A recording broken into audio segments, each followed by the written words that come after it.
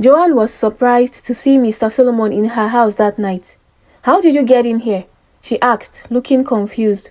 He was just there leaning on the wall of her little room, having a weird smile on his face. "You know what I came for. How I got in doesn't matter. Just do the needful.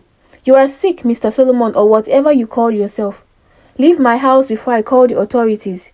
You won't get away with breaking into my house. I'll make sure you pay." Joanne brought out her phone to dial the number of the authorities. "If I were you, I wouldn't bother with that," Solomon said as he leaves the wall and walked slowly towards her. Joanne shifted till her back touched the wall. "And stop calling me Mr. Solomon, just say Solomon." He brought out his phone and showed her a video of herself being in a compromising situation with him.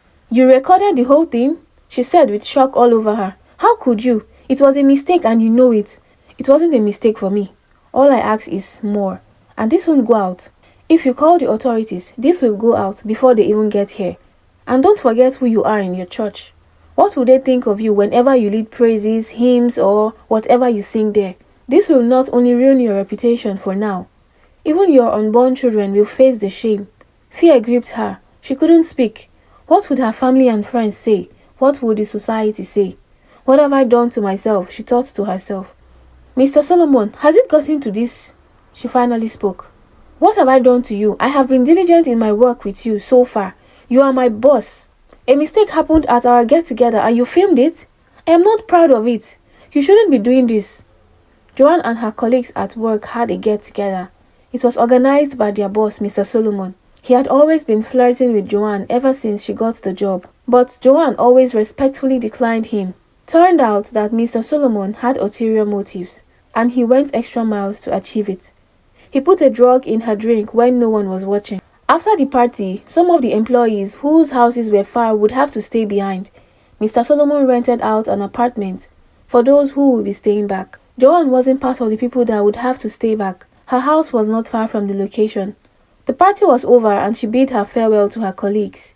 But Mr. Solomon saw this from a distance and called her. He asked her to take some of the party goodies to his room in the apartment. He gave her the key and told her his room number. She took the items and went to his room to drop it. And as she was about to leave, she saw that Mr. Solomon had walked in. "Mr. Solomon, I have dropped it and I'll be taking my leave now. Thank you once again for doing this for the team," she said. "You're welcome. Why do all of you keep thanking me? Can't a boss do this for his or her staffs? It is nothing. This is the first time I am doing this and I am sure it won't be the last party as a team. Why don't you stay for a drink before you go home? Consider this your way of thanking me." She looked at him confused. "I already said thank you, sir.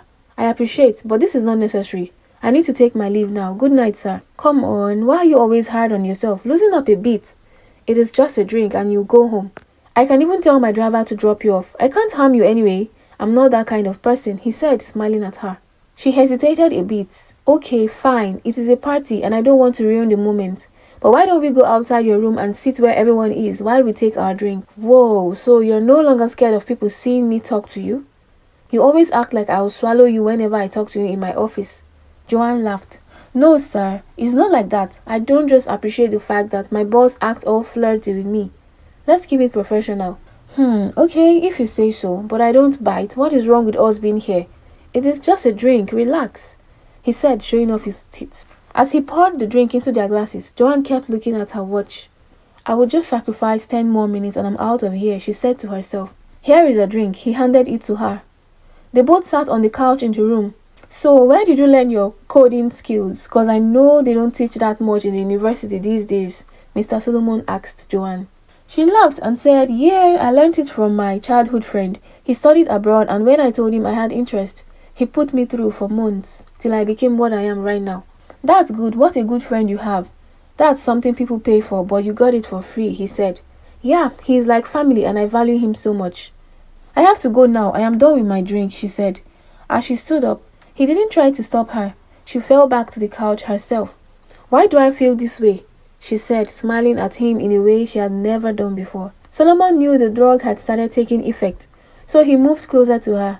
"What do you mean, my dear?" he said as he caressed her face. "Don't touch me," Joanne said, but she couldn't push him off her. She saw herself giving into his touch. He carried her to his bed and they did the unthinkable.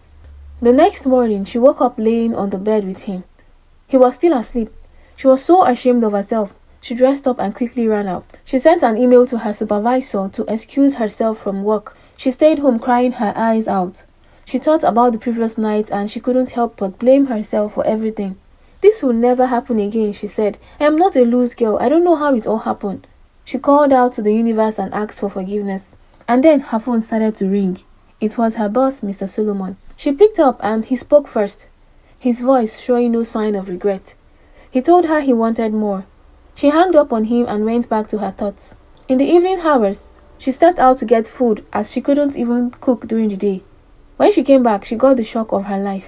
Oh, pretty Joanne, don't feel sorry for yourself, he smirked. No one needs to find out. I'm sure you enjoyed it. Let's keep this as our little secret, Solomon said, smiling at her. Joanne looked at him and smiled too. He didn't understand that smile. He thought she had agreed. But what came out from her mouth made him froze. Mr. Solomon, how about this? Instead of thinking of how to take advantage of me again, why don't you think about getting a HIV test done? Because I am HIV positive. You're a man who cannot control your body and this is what it has landed you. You're free to send the videos out. Look over there, she pointed at a flower on the wall. There is a video recorder there and all your threats had been captured. If the video goes out, your threats will go out too and you know who you are in the society. The authorities will investigate you and all your hidden fraudulent activities will be brought to light. Mr. Solomon kept his mouth wide open. He couldn't say a word. Or better still, please post the videos and I post mine. Let's go down together. After all, we are now both positive, she said, smiling at him. Mr. Solomon stormed out of the house, and as he drove home, he couldn't believe whatever he just heard. He got a test and he was positive. He hated himself for taking advantage of Joanne. If only he had controlled himself. He deleted the video of him and Joanne, and from that day, he didn't disturb Joanne anymore. Joanne, on the other hand, was born positive. It was difficult to live with that fact at first, but as she grew older, she got a better understanding on life, and she didn't see it as anything to worry about anymore. She didn't have any recorder in her house. The idea came at the last minute, and she used it. And thankfully, it worked. That's why it's not good to blackmail someone. Even though Joanne made a mistake, she was willing to not sink further in her sin. But Solomon, who was probably used to taking advantage of girls, did not care, and it landed him in a lifetime regret. Hope you enjoyed this story. See you in my next story.